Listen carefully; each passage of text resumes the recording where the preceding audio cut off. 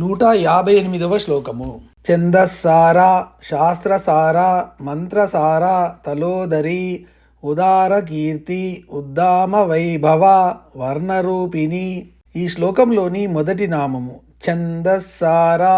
ఇది 844వ నామము. ఇది 4 అక్షరాల నామం. ఈ నామంతో అమ్మవారికి నమస్కరించేటప్పుడు ఛందస్సారాయై నమః అని చెప్పాలి. ఛందః అంటే ఛందస్సుల, సార అంటే సార రూపమైనది. భవచక్ర ప్రవర్తన వల్ల దేశకాలాల మీద పడే ముద్రలని ఛందస్సు అంటారు. దేశకాలాల మీద భవచక్ర ప్రవర్తనాల ఛాదనము వలన వచ్చిన ముద్రలు ప్యాటర్న్స్ కాబట్టి వీటిని ఛందస్సులన్నారు. మన యందు ఉండే పరిమిత లక్షణాలను వాటికి కూడా ఆపాదిస్తాము గాని వాస్తవానికి దేశానికి కాలానికి కొలతలు లేవు. ఇలా ఆపాదింపగా వచ్చేవే ఛందస్సులు. ఆవర్తనము అంటే పీరియాడిసిటీ, స్పందనము అంటే వైబ్రేషను, శృతి అంటే ట్యూనింగ్, అనుశ్రుతి అంటే రిధము, అనువాదము అంటే రిజనెన్స్, సంగీతము మ్యూజిక్, నడక అంటే మీటరు, అక్షర గణలు, యతులు, ప్రాసలు మొదలైనవన్నీ ఛందస్సుల కిందికే వస్తాయి. ప్రతి భాషకు సంబంధించిన వాంగ్మయంలోనూ ఈ ఛందస్సు అనేది ఒక ప్రత్యేక శాస్త్రము. ఎన్నో నియమ నిబంధనలతో, లక్షణాలతో, పేర్లతో ఈ ఛందస్సు ఉంటుంది. సంస్కృతంలో ఉండే శ్లోకాలకు ఎన్నో విధాలైన ఛందో రీతులుంటాయి.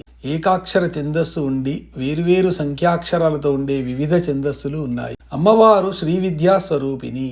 ఈ శ్రీ విద్యలో సర్వ ఉపనిషత్ సారము, గాయత్రి సారము ఉంటాయి. వేదసారాలే ఉపనిషత్తులు, మంత్రాల సంకలనాలే వేదాలు. అయితే ఈ మంత్రాలన్నీ ఛందోబద్ధాలే. అందుకని అమ్మవారు ఛందస్సార.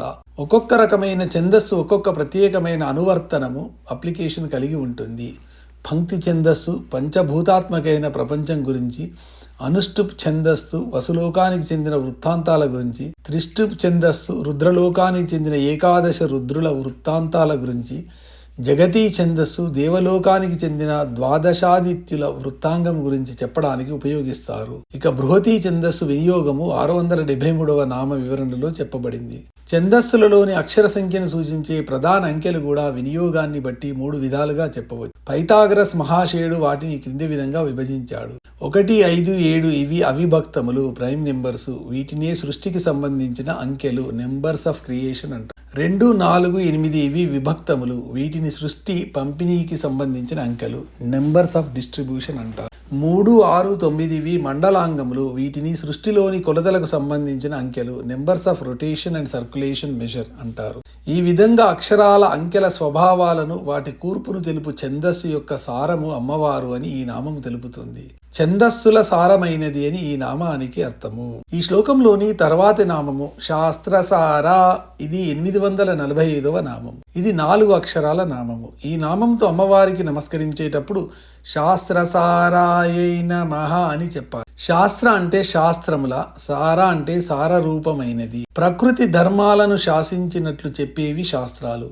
అమ్మవారి ఆజ్ఞానువర్తులై ప్రకృతి ధర్మాలుంటాయి. కాబట్టి ఒక విధంగా మరి శాస్త్రాలన్నీ అమ్మవారి ఆజ్ఞల క్రిందికే వస్తాయి. మానవులకు సంబంధించిన ప్రవృత్తికి, నివృత్తికి, నిత్యకృత్య వ్యవహారాలకు సంబంధించిన విషయాలన్నింటినీ ఈ వివిధ శాస్త్రాలు బోధిస్తాయి. ఇవన్నీ వేద సంహితంగానూ ఉంటాయి. పైగా ఎంతో హేతుబద్ధంగా, తర్కబద్ధంగా ఈ శాస్త్ర జ్ఞానం ఉంటుంది. అలా ఉన్న విషయాలే శాస్త్రాలు అవుతాయి గాని మాటిమాటికి మారేవి శాస్త్రాలు కావు. ఈ శాస్త్రాల సారమంతా జ్ఞానమే. అమ్మవారు జ్ఞానస్వరూపిణి కాబట్టి శాస్త్రసార కూడా అవుతుంది. సర్వశాస్త్ర సార రూపము అని ఈ నామానికి అర్థము. మంత్రసార. ఇది 846వ నామము. ఇది 4 అక్షరాల నామం. ఈ నామంతో అమ్మవారికి నమస్కరించేటప్పుడు మంత్రసారాయై నమః అని చెప్పాలి. మంత్ర అంటే మంత్రముల, సార అంటే సార రూపమైనది. మననాత్ త్రాయతే ఇతి మంత్రః.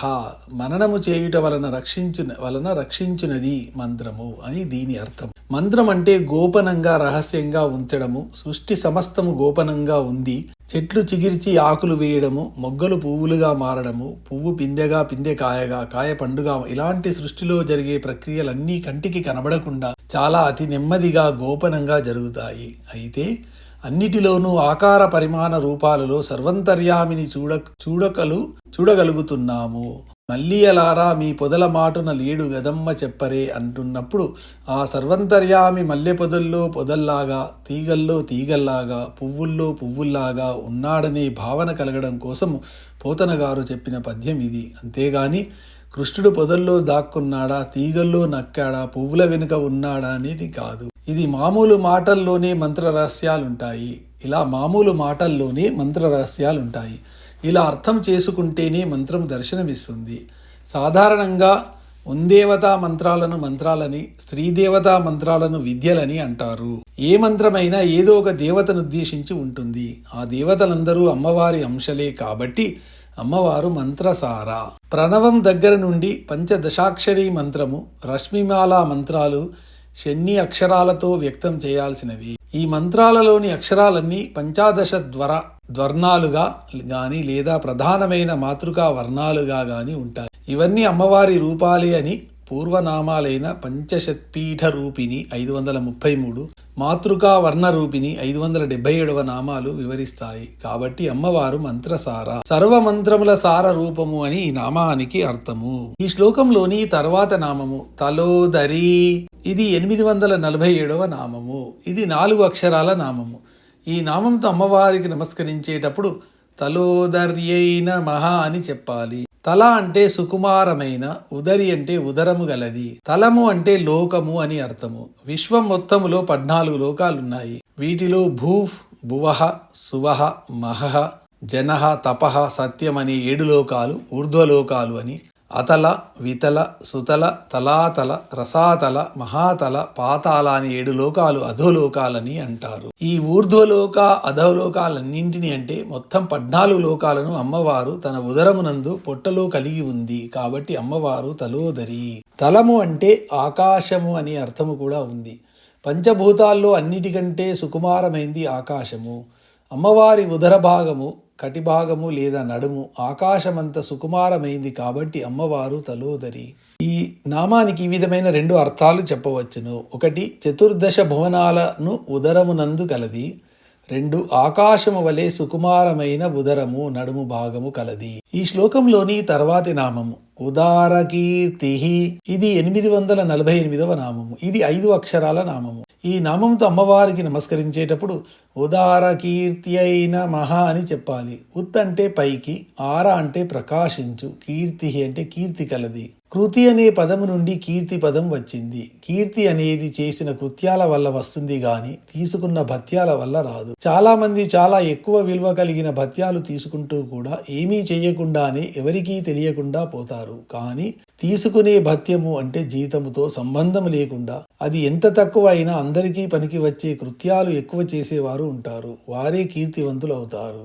కానీ బృహద్ భత్యాల ఉద్యోగులు కాదు. సూర్యుడు వేసవి కాలంలో జలాశయాల్లోని నీరు తక్కువ ప్రమాణంలోనే తీసుకున్నా వర్షాకాలంలో కుండపోతగా నీటిని మేఘాల ద్వారా గుమ్మరిస్తాడు. అలానే రఘువంశ రాజులు కూడా ప్రజల దగ్గర నుండి తక్కువ పన్నులు వసూలు చేసి అందుకు ప్రతిగా వాళ్లకు ఎక్కువ సౌకర్యాలు కలగజేసేవారు అని మహాకవి కాళిదాసు చెప్పారు. సూర్యుని కిరణాలు కూడా సూర్యుని నుండి కోనరేఖల్లో సర్వదిక్కులకు వ్యాపించడం వల్లనే ఇటువంటి ఉపయోగకరమైన కృత్యము చేయగలిగి ఇంతటి కీర్తి పొందగలుగుతున్నాడు. అలాగే అమ్మవారు కూడా అన్ని లోకాలలో ఉండే సర్వజీవులను సర్వకాల సర్వావస్థల యందు అన్ని విధాలా ఆదుకుంటూ శ్రీమాతగా సృష్టిస్తూ శ్రీ మహారాజ్ఞిగా పోషిస్తూ తలోదరిగా కడుపులో దాచుకుంటూ ఉంది కాబట్టి అమ్మవారు ఉదార కీర్తి అవుతుంది. ఉత్ అంటే ఊర్ధ్వగతిలో ఆరాధించే వారికి అమ్మవారు కిరణ్మయిగా దర్శనమిస్తుంది. ఊర్ధ్వగతిలో అంటే కుండలిని యోగంలో మూలాధారం నుండి సహస్రార మార్గంలో అని అర్థము. ఈ మార్గం గుండా తమ కుండలినీ శక్తిని ఉద్బోధనం చేసుకుంటూ ఉపాసించే సాధకులకు సాధనా ఫలంగా అమ్మవారు పూర్తిగా వెలుగు ముద్దలాగా దర్శనమిస్తుంది.